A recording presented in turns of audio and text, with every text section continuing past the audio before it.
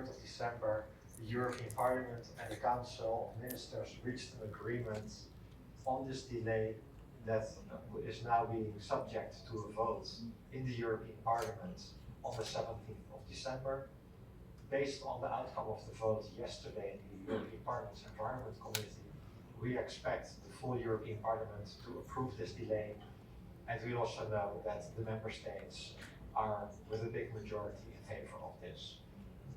So we expect that this delay will formally enter into force just a few days before the 30th of December. That will be in time, and that will mean that the new date of application is 1 year from now, on the 30th of December 2025. That does not mean that we can lean back.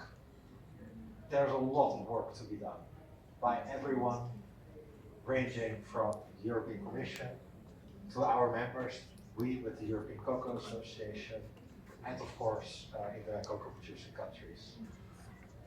Because this will be a moving target, the EUDR. We don't expect that everything will be ready on day one. It will be a process of gradual improvement where we need to work together and continue to do so.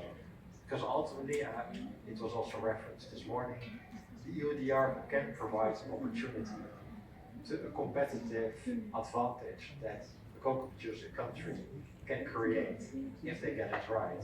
Because if they get it right, there will be more trust from the European private sector to source from that country. And that's where I believe that there's a lot of potential, especially here in Ecuador and in the wider Latin American region.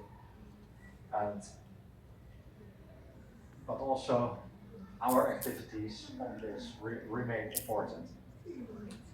The EUDR, from the start of when it was published by the European Commission, is our key focal point. All our meetings, EUDR takes the vast majority of the time.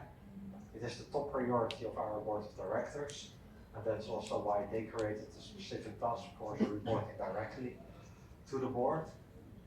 We are engaging very closely with the EU member states and with the European Commission.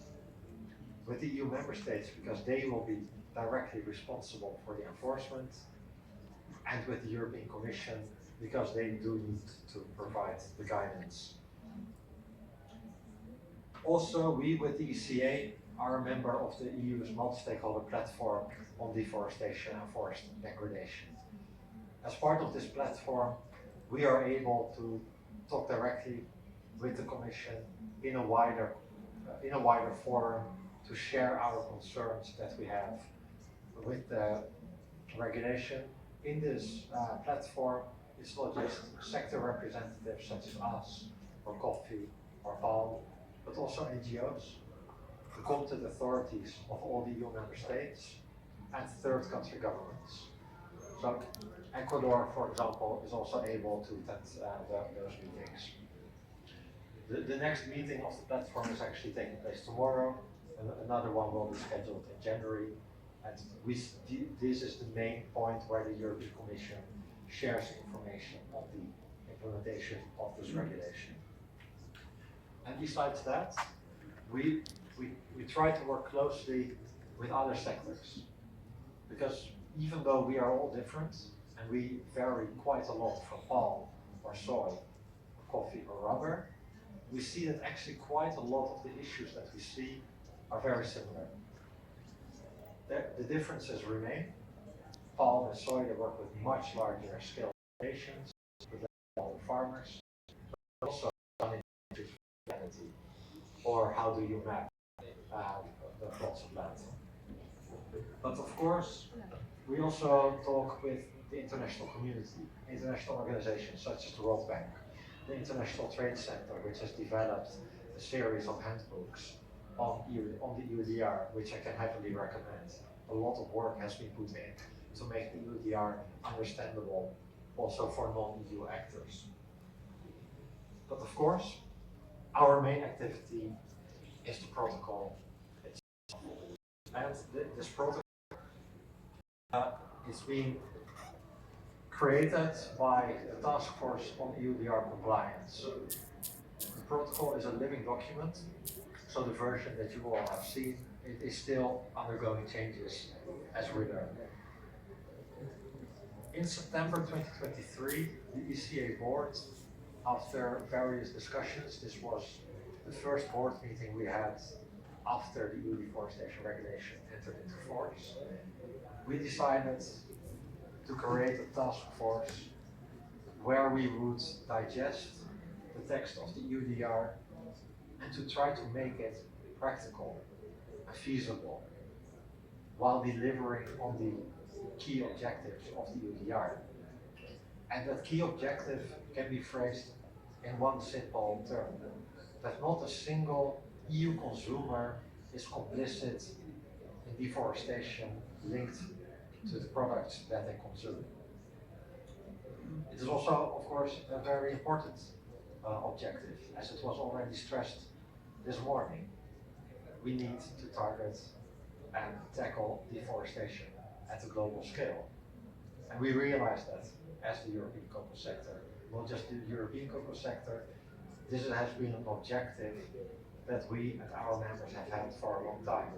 That is also through the World Cocoa Foundation that the Cocoa and Forest Initiative has been developed and has been implemented in Ghana, Cote d'Ivoire, as well as Colombia. But still, this regulation goes much further than what we have already been doing. We realize that the voluntary approach alone is not sufficient to tackle deforestation. And there are many studies and facts to back that up. And therefore this regulation ultimately it's an import ban. It's as simple as that. If you cannot guarantee compliance with this regulation, with the parts of deforestation and legality, you put your products on the market. And that is a very, very strong incentive ultimately for us to work together to stop deforestation. So with our task force, we got working. We got together, we selected a limited amount of our members. We represent well over 50 companies ranging in size, but we decided to work with 7 companies. 7 companies who at the time were on the ECA boards, but also on the board and the CCG, the Commodity Coordinating Group of the World Cocoa Foundation, so that we could have alignment with the different sector organizations.